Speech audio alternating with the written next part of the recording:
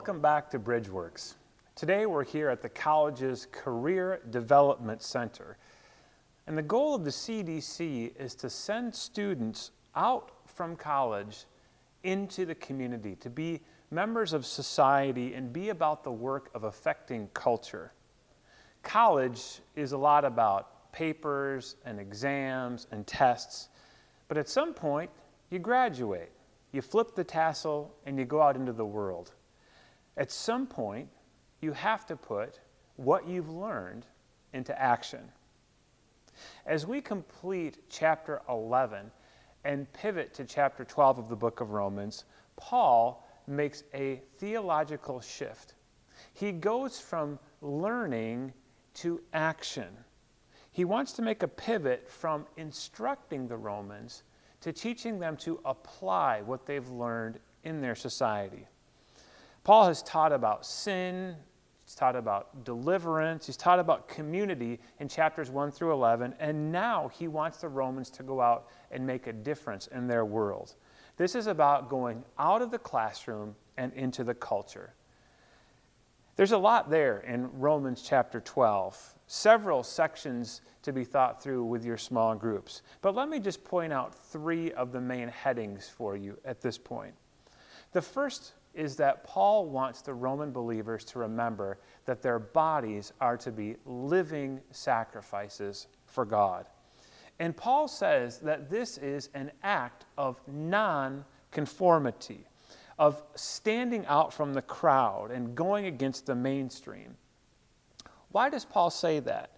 Well, he says that because Paul's ideas about the human body were really significantly different from the way that people in the prevailing Greco-Roman culture thought about their skin and bones and tissues.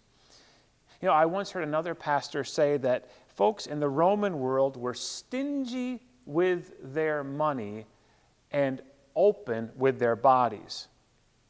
Church members are called to the inverse. They are called to be liberal and generous with their money and conservative with their bodies. They should save their bodies for their spouses.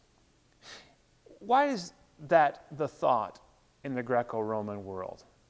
Well, I think a lot of it has to do with the fact that they were raised in a Platonic line of thinking. And in the Platonic line of thinking, people devalued their bodies. There's a slogan many people in the ancient world used that translates, "The body is a tomb." The human spirit, in some sense, was imprisoned inside this flesh and bone body, and it needed to escape. This was not worth that much compared to what was inside of us. But Paul encourages the Christians there in Rome to understand that their bodies are of incredible worth to God. The second key point that Paul wants the Romans to understand is that they should use their spiritual gifts and also value the spiritual gifts of others. This is a huge theme for Paul in other books he's written as well. You especially find this in 1 Corinthians chapters 12 and 13. You know, college is a place where you learn about all different kinds of sciences and arts and fields of research.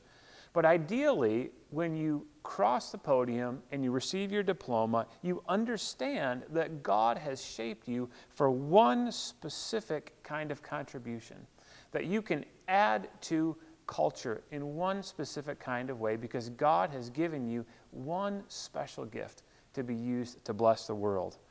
This gift is from God. It's for the body of believers. It's not from you and for you. Paul also wants the Roman Christians to understand that they needed to value the gifts of other people, other Christians as well. There's no ranking system. There are no tiers among the gifts that the Holy Spirit gives for the church.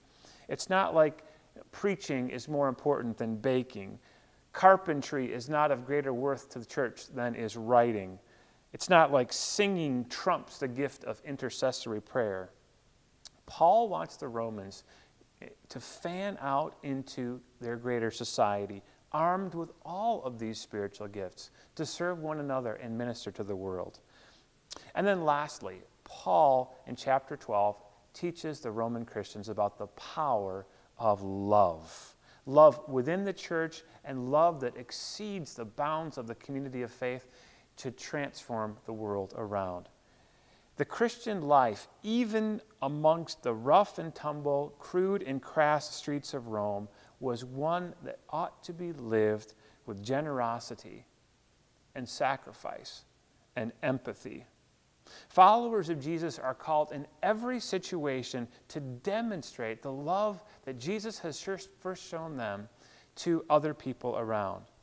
So Paul says, when you encounter other people who are sad and discouraged, enter into that pain with them. If your neighbor has great success, join in the party along with them. Paul encourages the believers to cross the boundaries of economics and class to minister among the outcasts and the overlooked. Paul pushes it further. He says, if you're attacked by other people, respond by blessing them.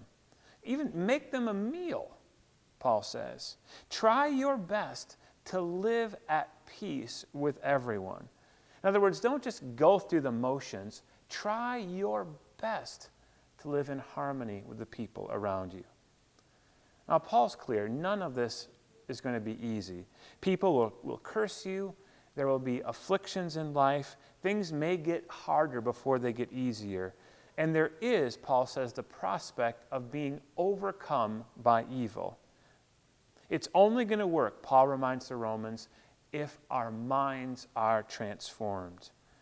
Because if our minds get transformed, then perhaps our vision for the world will be transformed. And when our vision is transformed, then our actions will change. And if our actions are transformed, ultimately, culture is transformed. No wonder Karl Barth called Christian ethics the great disturbance, because so violently does it challenge, interrupt, and upset the status quo.